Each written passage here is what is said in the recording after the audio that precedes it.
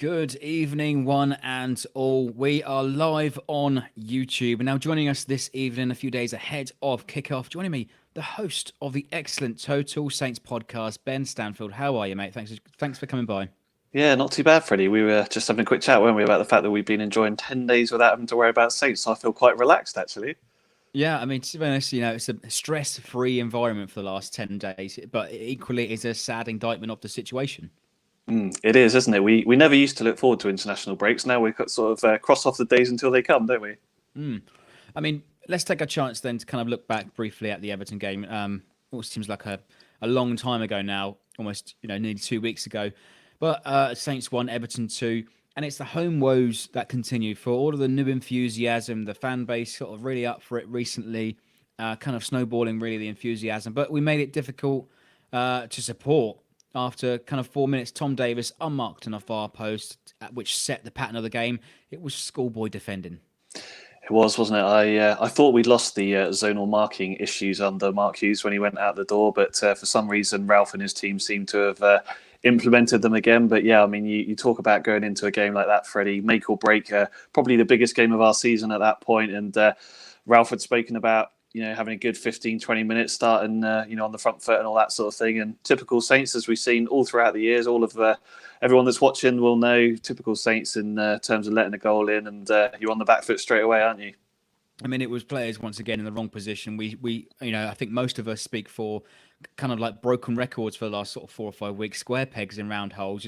Players on the pitch not wanting to be there. I'm sure many people have read the excellent Sweary League One -10 blog, but I think for the first half it was mostly without intent, without pressure, without desire. No shots and no target. No shots on target either. It's just incredible that Saints can do that in a game like that, isn't it? I mean, we feel like we scraped the barrel quite a lot in the last 2 or 3 years. They seem to find new ways to sort of put you through a low as a fan, don't they? I mean, how you can go into a game like that, as I say, we felt it was big, make or break, and to get the half-time, not even having a shot off target. I mean, it just, we weren't playing Chelsea, we weren't playing Liverpool, we were playing Everton that were about there or thereabouts near us, Freddie. They've not won a game, I think it was, since February or something away on the road, something like that. And again, better finishing. It could have been 4 or 5-0 at half-time, couldn't it? And it was just, as I say, I mean, you struggle even 2 weeks on to sort of find the words for a performance like that. But it really was, disappointing, I think. I mean, disappointing is a verb that's used quite lightly in this situation. But we're going to go to a comment straight away. Actually, Marcus said the first half against Everton was the saddest I've ever been watching Saints. Even worse than the Leicester in some ways. Not hopeful about Saturday. Yeah, I mean, I find it hard to disagree with Marcus, Freddie. I think, there's lots of fans, I think we feel at rock bottom at the moment, don't we? And it's hard for, fans that go to the games, spend a lot of money following the team up and down the country. You want to be positive. You want to have something to cheer about. But I think probably all of us feel a little bit drained after 12, 18, 24 months of this now, don't we? And I think we hoped 12 months ago that Ralph would come in and turn it around. And I think he's probably tried his best, but unfortunately we still find ourselves with a similar group of players. And I think probably all of us, we need a bit of inspiration on the pitch, don't we? I think we feel that we've probably cheered them on and tried to do our best in the stands. I know the atmosphere at St Mary's has been quite volatile maybe the last 6 months or so, but it's understandable when you've not won a game. So I think Marcus is right. I can't say I'm overly optimistic about the run between now and Christmas. Saints need to inspire us and get that confidence back in the fan base. And if they can do that, then hopefully we can get behind them. I mean, to be honest, we showed all that sort of expression and desire for all of about 20 minutes in that game against Everton in that second half. We find that equaliser with Danny Ings. We thought this might kind of catapult us into a bit of momentum. But, we have to give a bit of positivity here on the show. Danny Ings has become this sort of talisman, but it's Bouffal's desire to take on the man and drill it across the box. I mean, he's a player that I think all of us have spoken about, haven't they? As having that sort of flair, that excitement. He is unpredictable. He'll probably have 2 quiet games in 3, but he's going to create something. He scored some wonderful goals in his time at Saints. He did all right on loan at Celta Vigo. I think there's always been that question, hasn't there, about his work ethic in a Ralph Hasenhuttl team. But to be honest, we're not seeing many players put in a shift in that Saints team at the moment. So he's not going to stand out from that point of view. But I think, now that Djenepo's fit again, Redmond's been out of form a bit, hasn't he, so far this season? So maybe you are looking at Djenepo and Bouffal as your sort of starters over the next 2 or 3 games and giving them a bit of a chance. I mean, Gineppo has played the best part of maybe 4 or 5 games. Obviously, started against Everton, but Terry Payne's been out in the news recently. Said that Gineppo is the kind of go-to man to give us that spark of imagination. It's quite sad to think of that. This lad, young lad, 21 years old, come over from Belgium, down in Liège, and instantly hit the ground running. But he's had the best part of injuries since he's kind of scored that magical goal against Sheffield United.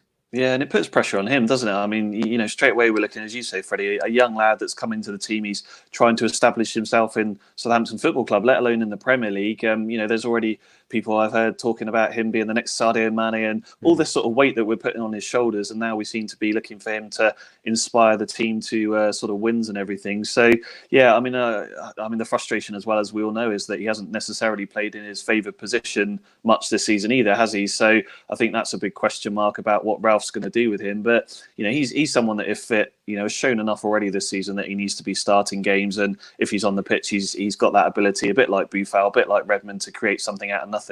And when we saw the three of them on the pitch against Brighton, we kind of devastating in the attack, scoring that sort of second and third goal, really. But, I want to say hello to the people that are already watching 25, you on the live stream. Hello, Bartlett. Hi, there you are. There's your comment on screen. And we'll get to Pochettino in a little while, LB Transport, and we'll also suggest a few lineups and predictions. Hassan, just seen your comments. But let's get back to kind of the second half, though. I mean, that adrenaline faded fast, didn't it? We invited Everton back into the game. Eventually, of course, it came inevitable. Richarlison finishing a quick counter-attack, schoolboy defending once again. It's a catalogue of errors, classic errors, if you like. No one tracking the man on the back post. How many times have we seen it? How many times have we said it, Freddie? I mean, what do they do in training every week? It's just incredible, isn't it, that Saints can do that? And again, I mean, obviously, Gineppo was sort of playing in the left-back position at that part of the game and, maybe wasn't as switched on to the cross coming in as players would have been. But even then, I mean, he's unmarked at the back post and, you see the replay of the goal and you sort of think, well, if that had gone to a Saints striker, probably sliced it wide, gone over the bar, something like that. But just the way things are going for Saints at the moment, it was a good finish. And as you say, typical Saints, really. I mean, they did well for 10, 15 minutes. They get themselves back in the game, shoot themselves in the foot, and then they're always chasing it from there. So it is frustrating. It is disappointing. And the only thing you can hope is that this is going to give them that kick up the backside that we've all been saying they've needed the last 2 or 3 months. And you've kind of hoped it would come before this, but it really is make or break now. We keep using that phrase, but for me, this next, they need to win 2 of the next 3 games. I think they've got Norwich and Watford at home. I know we're going to talk about Arsenal, but Arsenal, I wouldn't say they're beatable necessarily. They're obviously struggling, but we can definitely go there and get something if we maybe go with the lineup and tactics, which I'm sure we're going to discuss like we did at the Etihad. I mean, at the end of the day, in the Everton game, those kind of, where is it? The scarves, it's all going to fall apart now. We're live. There it goes. The scarves turn into blindfolds, right? So, I'll leave that for the box for the attic. I won't look at it again. The sentimentals, yeah.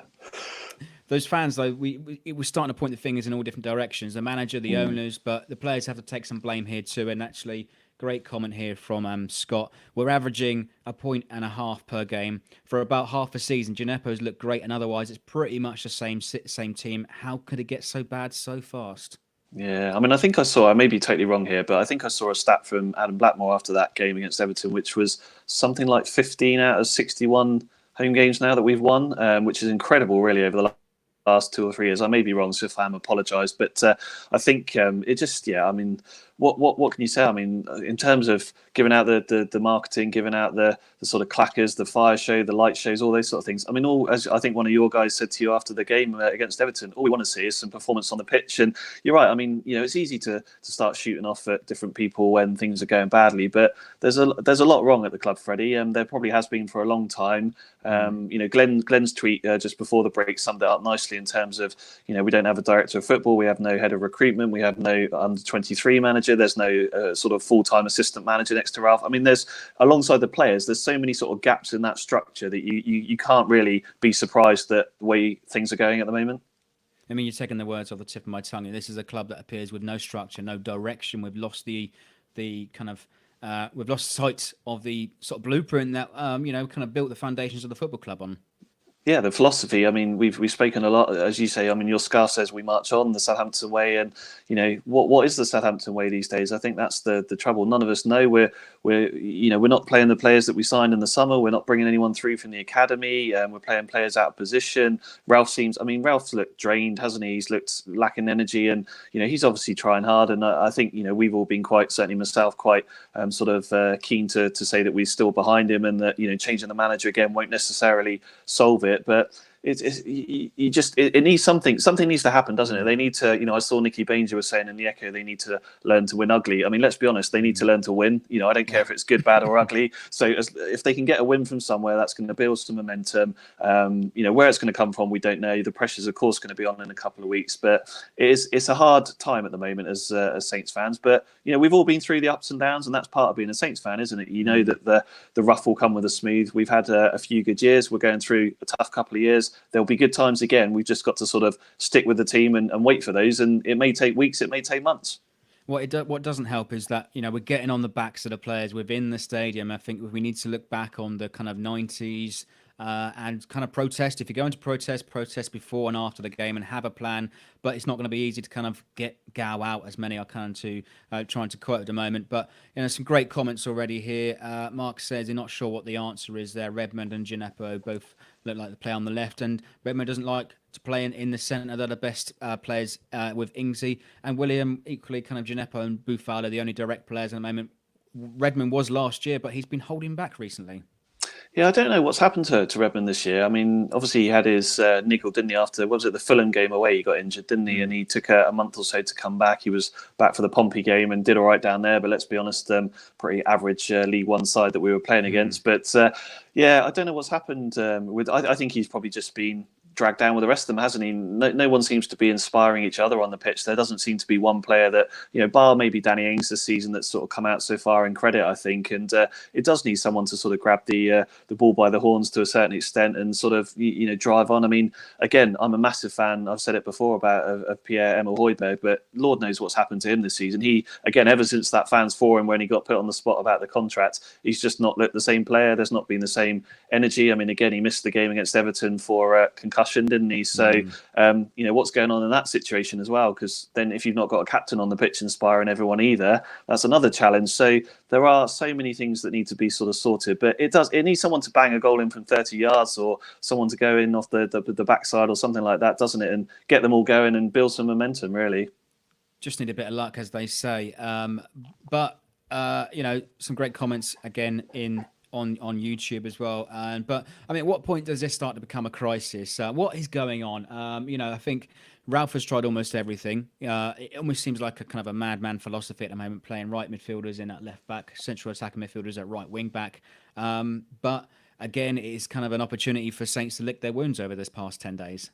Yeah, I mean, crisis. We have to remember there's lots of football clubs in England that would swap to be with us in the Premier League. And I know it sounds silly to say that when you're in the relegation zone and we're obviously struggling, but let's remember that we're a club that is still making money and we're still being sustainable. We've still got a future and that sort of thing. But the fact is now, Freddie, we need to win a couple of games to get back in touch with the group. It's not a case of winning games to pull yourself up the table. So in terms of the league situation, it's not a crisis because you are still only 4, maybe 5 points adrift, but it's going to get to that stage where if you lose the next couple of games, you're maybe 6, 7 points, and then you're having to win 3 or 4 games just to catch up with everyone, and that's when the pressure's really going to be on. I've seen the stats that everyone else has done about us having the toughest sort of start to the season, and now we're going to go into 10 games where we've got the sort of 15th and 16th easiest run, I think it is. But again, when it comes to the Premier League, every game is tough. We know that. So I think we'd be naive as fans to think, oh, brilliant, we got where we should pick up 10, 12 points because we know that that's not going to happen. So I think we have to be realistic. As you say, we have to try and get behind the team. Let's hope that can start this weekend with Arsenal, but it will quickly become a crisis if things don't turn around. And of course, the manager's going to be under a lot more pressure as well. He's the obvious one that's going to be the target of sort of fans, players, board, I think. And indeed, there will be a sold-out support of the Emirates on Saturday. Fantastic travelling support as always. But, I mean, what do you think Ralph has been working on this week? There was a kind of social media blackout after that humiliation against Leicester. They didn't kind of tweet or show any videos, galleries, etc. for about a week or so. But, we've seen them back on the website this week, getting ready for Arsenal. But I've also read a couple of weeks ago, Romeo and Armstrong spoke to the local press. They kind of say this isn't the time to worry about relegation. But are they so far separated from the fan base in the situation right now? It's a hard one, isn't it? Footballers always talk a good game. I think Saints again over the years. I mean, we've had some wonderful talkers at St Mary's, haven't we? And I think it's an interesting one. I was slightly surprised by. I think it was Romeo, wasn't it, talking about that it was whether it was going to be a case of sort of talking about relegation now or not. I think sometimes you have to realise that you are in the situation you're in, and it's fine as footballers to say that we're 12 games in, there's plenty of time to go, the wins will come, all those sort of cliches that we always hear. But sometimes you do just need to sit down in a room as a team and go, look, we're in a fight here, and the only way that we're going to get out of it is by pulling together as one, understanding what the manager wants, getting out there and delivering that, motivating the fans, all the sort of things that we would expect. And we've spoken about it before. I mean, that Leicester game was embarrassing for a variety of reasons, but for me it was the biggest reason was the fact that team just gave up, and they weren't, all you want to see is 100%, and if you lose 4-5-0, that's fair enough, but they need to, I think they need to get a grasp of reality, stop the talking. I've been, a bit like you said, Freddie, sort of pleased that there was a bit of a blackout. Just focus on football. I'm not bothered about Danny Ings banging the ball in from 2 yards out in a training match. It's really not because he can't do it on a Saturday. Unless he gets the chances, it's not going to happen. So they need to be realistic, but I think they do need to maintain a certain element of confidence, because if you don't have that, then you will drift downwards very quickly. So it is a fine line. I mean, we're not football managers, we're not football players. I think you have to understand that there's a lot that goes on in the head of a footballer, but ultimately that's the job of the manager and the support staff to get those players motivated and get them believing that they can get out of this situation. Yeah, I mean, from what I can see, it doesn't feel like the players are reacting to the manager. Almost appears like there's the same kind of player revolt that there were against Pellegrino, Hughes, Puel, etc. But, Saints have played this behind closed doors friendly against Brentford last week. 4-0, Adams, Ings, a few others on the score sheet. But that's only purely an exercise, a fitness kind of, match. Yeah, I mean, when I saw the score, I think like all of us, I was shocked that we'd kept a clean sheet, scored 4 goals, and I saw I think it said a young Brentford side, so it sounds like maybe it was the under sevens or something like that. But I don't know. But I mean, ultimately, that's good. I mean, they're getting out on the pitch. They're hopefully working on a few things. Again, we don't know what he's done tactically. We don't know what he's going to do in terms of his lineup. Che Adams has obviously struggled for goals. At least that's a goal. Shane Long struggled for goals. At least that's a goal. So I think we need to look at very, very small wins here. But ultimately, it wasn't like they played a game and lost 3-0 to Brentford or something, which would have demoralised them even more. So there would have probably been, a 10-day break between that and when they go into the Arsenal game. So you would hope that he's been working on things. We've not lost that many players to international duty for obvious reasons, that they're not doing particularly well at the moment. So again, it's going into a period now where there's going to be a massive run of games up to and over Christmas. So he really needs to start to think about the manager, what he's doing, who he's going to use, where he's going to use them. And ultimately we need the fortunes to turn around. Yeah, and we need that kind of luck this weekend. Raul says it's a bigger game for Arsenal. No one should be losing to us, but it has to be said, Arsenal are equally vulnerable right now. Had it not been for Pochettino sacked early this week, it appeared that kind of Hasenhuttl and Emery were both favourites for the chop. Yeah, I mean, I saw that he'd been given the vote of confidence as well, hasn't he? Maybe a week ago, and I made sure I did my research, Freddie. So I know that they've only won 2 of their last 10 Premier League games, and so yeah, I mean, they're under pressure, aren't they? And we know what the Emirates crowd is like. I mean, they will get on Arsenal's back pretty quickly if it's not going well. So I think Saints have got to go there. And as I said earlier, I mean, for me, I'd have no problem with them going there and playing a bit like they did at Man City. Defensively, trying to come away with a draw, see what happens, get the crowd restless, get the crowd on their back, try and nick something on the counter attack, because we know that that's how Saints play best at the moment, away from home with a bit less pressure on the counter attack. So yeah, I mean, it is a big game for Arsenal. I mean, our record there, again, I did my research, we've only drawn once and lost 7 of our 8 games in the Premier League since we returned. So we've not had a particularly happy time at the Emirates, but again, records are there to be broken, aren't they? So I think everyone will expect Arsenal to win the game in terms of neutrals and things like that. So the pressure will be on them. I agree with Raul. But from a Saints point of view, why not have some belief and sort of think, right, this is where we can go out there, we can get a point and go into that Watford game with a lot more confidence. Yeah, I mean, to be honest, as you say, the pressure is off away from home, but we are desperate to start picking up some points. Yeah, I mean, we'd take them from anywhere, won't we? I mean, yeah, I mean, 1 point at home all season. I know we've had a tough run of fixtures, but you get to play everyone in the Premier League, don't you? So I think that's an easy excuse to give. I mean, we look way off even picking up a draw at the moment at St Mary's, don't we? Let alone a win. So yeah, I mean, points. I don't care where they come from. It's funny, isn't it? Because if you lose at Arsenal and beat Watford, everyone would be okay. Well, that's fine. But if you win at Arsenal and then lose to Watford, everyone will be down. So it's sometimes interesting how you go about getting the points. But ultimately, we need to get to 36, 38 points at some point this season. And yeah, I mean, however they come, we're not going to complain really. But again, that looks a long way off at the moment. Well, William is here with the positivity. We need to continue our unbeaten streak after demolishing Brentford 4-0. Love it, William. Good to see you. And I think that's the good thing, Freddie. I was just going to say, Freddie, I think that's the good thing through all of this. I know there's been a lot of frustration on the hashtag and things like that, but as Saints fans, I think we don't lose our sense of humour, do we? So people like William, I think it's good to sort of see that and keep smiling. It is only a game at the end of the day, eh? Yeah, absolutely. We kind of turn to this dark humour in these times of need as well.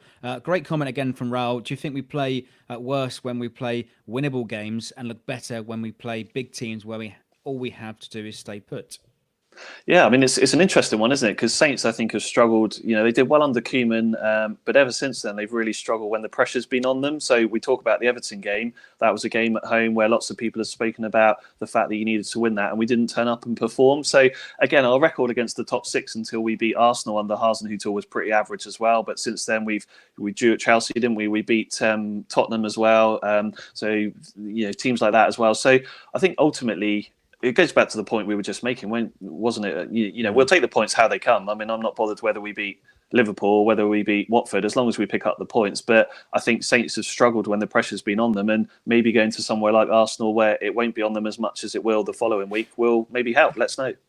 Yeah, and to be honest, you've mentioned our woeful record at the Emirates. Do you remember the last time Saints won at Arsenal? Well, other than the cup games, you mean, yeah? Yeah, so in the league. I mean, I remember going to Highbury a couple of times. Dennis Bergkamp scored. I think we got a draw, but yeah, I mean, it must be years. 1980 something? Close. 1987, we won 1-0 in the old Division 1. We've only ever won twice in league action at Arsenal. Before then was 1968. So I'm building us up to kind of break those records this weekend, right? Well, I mean, we probably played them quite a few times down the years as well, because generally always been in that top division. So it's I think I've always thought of Everton as our main bogey ground, but Arsenal can't be far behind it. Yeah, I mean the standard they've set kind of over the years as well. But equally, if we do manage to snatch some sort of victory, it gives us some momentum in this kind of crucial time for Saints. You've mentioned already about Watford, Norwich, but as you say, we've got these next set of games where we kind of got the easiest, favourable on paper, and nothing's ever played on paper, of course. But yeah. Arsenal, Watford, Norwich, Newcastle, West Ham, Aston Villa, teams around us. I think we should be looking at 3, 6, 9 as a minimum over these next few games. Yeah, I mean, I think Hasenhuttl needs to do something. I think he needs to maybe let go of what he's been trying to do tactically. I mean, again, turning up to an Everton side that have struggled away from home, playing 3 at the back against them playing 1 up front. I mean, again, it sets us off on the wrong tone. For me, I would go back to trying to do a 4-2-3-1, something like that, where we can have a bit more attacking threat, because I don't think Saints are going to keep many clean sheets. We know that until they can get some decent centre-backs in. So, if you're struggling to score goals and struggling to create chances and you're letting them in at the other end, you're not going to pick up many points. So for me, I hope he's been working on something. As I say, I'm not a football manager. He will know much better than I, but hopefully he's been sort of thinking about a bit of a jig around with the tactics on the lineup, and maybe try a sort of refreshed approach for the next few games.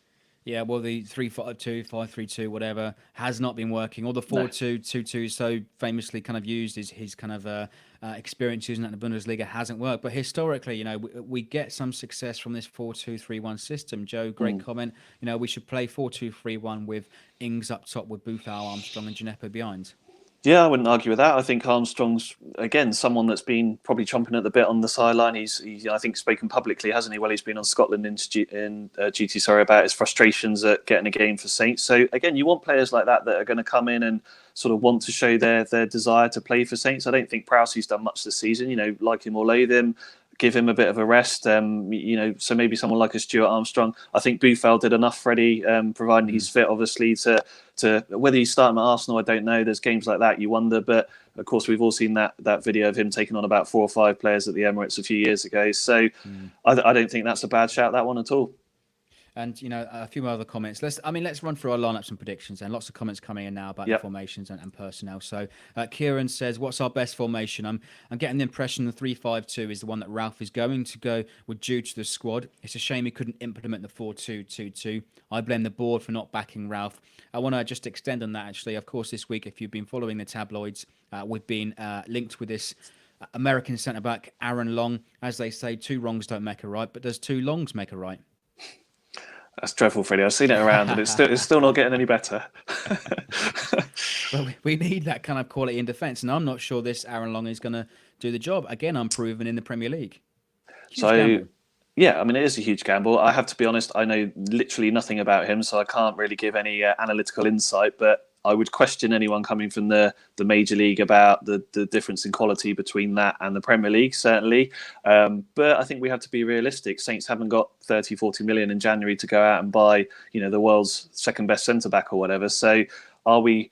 a bit like Kevin Danso, I think we probably thought when he came in, a young lad, would he get a chance? He's, again, not been played in his position. Ralph seems to have fallen out of favour. So are we just going to take anyone because we hope that they're going to fit? Or are we going to sort of think, well, actually, is that someone that long-term, whatever happens to the club, can actually make a difference? So, again, this goes back to the point we were making. We have no director of football, no head of recruitment at the moment. So what is the strategy? Who's making the signings? Is it the manager? Is it Martin Semmens? I mean, I don't know. So it'll be interesting to see what happens with that one. But January's not that far away, so they need to get themselves sorted out. And to be fair to Martin Semmens, he's not a footballing man, sort of kind of promoted from within. We haven't got really any footballing kind of senior management in the structure right now. We had, for all of his kind of malignment, Ralph Kruger, he came from a sports background, so knew how to operate a sports club. But Martin Semmens is a businessman. He doesn't know how to kind of run and operate a football club of this nature, I would say. No, I mean, look, I thought he spoke very well at the Fans Forum earlier in the season, and I thought he spoke with a mixture of intelligence and passion. So let's give the guy a bit of a chance. I mean, we're 3 months into the regime. As we said earlier, it's easy to start firing everyone down when things are going badly. But, I think he's probably got a tough gig. He's that middleman between Gow and the manager at the moment, isn't he? So he's probably trying to sort of keep them both happy. He needs some support. He needs some footballing experience. I mean, there's been a lot of chat. You will have seen it, Saints Web, places like that the DOF is nearby. But again, Saints have had the whole international break to try and get someone in, and we're now finding ourselves at the end of that, and typical Saints style, nothing's happened. So he needs some footballing support. He needs that knowledge, you're right. Until that comes in, I don't think any of us will feel confident that there will be a turnaround in strategy at the moment. And Ralph also needs a right-hand man on the touchline too. He looks like a lonely figure striking up and down, the technical area. He's not getting much help from his staff either. Davis, Watson, Kitzbichler, Biscuits. They're not helping him. No, I mean, again, for whatever reason, whether he's, I can't imagine that he would have said to them, I don't need your help. You help me in the changing room. I'll stay out there on the touchline. Again, a lot's been made of the Danny Rowell exit and how much the players sort of felt of him, I think, as well as his tactical nous and things like that. But you're right. I mean, I know it's easy as a Saints fan to get carried away, but why haven't we picked up the phone to a Sammy Lee? Why haven't we picked up the phone to a Nigel Adkins or someone like that? Come and help the guy. Give him a bit of passion, support. I mean, both those guys would be on the touchline getting the players going. Again, I don't understand. Maybe it's because we haven't got that knowledge to be able to go and sort of talk to, people like that. We haven't got the contacts at the moment, but I just don't understand why we've not, even if it's a 3-month thing until Christmas or something, get someone in that can help him. Absolutely. Yeah, Sammy Lee knows the club as well. He knows Premier League football clubs. He's been round the block for a fair few many times. He's out of work. I mean, that's a typical Saints thing as well. We don't like paying fees to take people away, do we? He's out of work since Sam, so why not do? I mean, it's obviously not going to happen, but I don't understand. Hassan's mentioning Jan Kloitenberg there. I think he was more of a physio, wasn't he, than he was a sort of fitness guy. But again, at least people with a bit of experience. Yeah, I mean, I think Jan might well be working with Ronald in the Holland national team right now. Right, let's get to our lineups then, Ben. Predictions as well. Right, Mark says, will Ralph have the courage to go with four at the back, an extra midfielder, maybe Slattery? We haven't seen much of him this season. Might work better than a three centre-backs. We get swamped in midfield. And Kieran says, I think Danso should be given a chance alongside Stevens and Bednarek on Saturday against Arsenal. So two contrasting opinions there. Yeah, I know he's not had the greatest season, but I would probably bring my Yoshida back in. I think you need some experience back there. Bertrand, again, I think people that listen to my podcast will know technically I think he's a brilliant player. Attitude-wise, I've never been quite sure that he's 100% committed to Saints, but again, you got the other fullback now because you got Suarez saying that he's going to be moving on, and again he got dragged at half time on the Everton game. So I think for me, I would probably stick with Cedric at the moment just because of experience. I agree with the comment that I would play. Again, I don't think Jack Stevens has done anything wrong since he came back in. So I'd probably for my back four go Cedric, Stevens, Yoshida, Bertrand. I think in midfield, providing he's fit, I would go with Højbjerg and Romeo. And then I think, as per the earlier comment, I think Gineppo, Armstrong, Gineppo, Armstrong, Buffel, and then Ings up front. That's interesting. You leave Redmond out as well. I'm a big fan of Nathan Redmond. He was deservedly player of the season last year, Freddie. But for whatever reason, he's not got going again since his injury. And I think just giving him a chance, bringing him on the last 20 minutes, half an hour as an impact sub when defenders are starting to get a bit tired, maybe certainly for the Arsenal game, might be an option. Yeah, what would you do? My 11 would be four at the back. Stick with Alex McCarthy in nets. Yep, agreed. I think give him a chance. I think Angus Gunn's had his chance and sort of giving away a couple of errors. Certainly coming off his line far too quickly. Back four then of Jan Valery. With I think you've got to play Stevens. Much maligned, much criticised by a lot of our fan base, but he's come back into the team with kind of 3 or 4 games recently, and he's looked composed. He's looked kind of at least some sort of leader operating the rest of that back four. Yeah. And I think you have to play Kevin Danso. I don't know what he said to Ralph. Maybe he's insulted his mother or something. We can only speculate.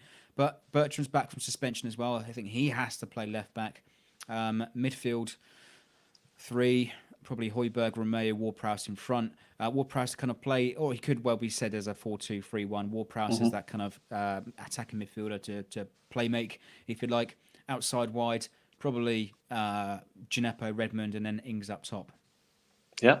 I mean that's the good thing at the moment. We've now that Bertrand's back, he's got options, hasn't he? It's not like we're scratching around for our best 11. He's got 15, 16, 17 players there that he can pick from.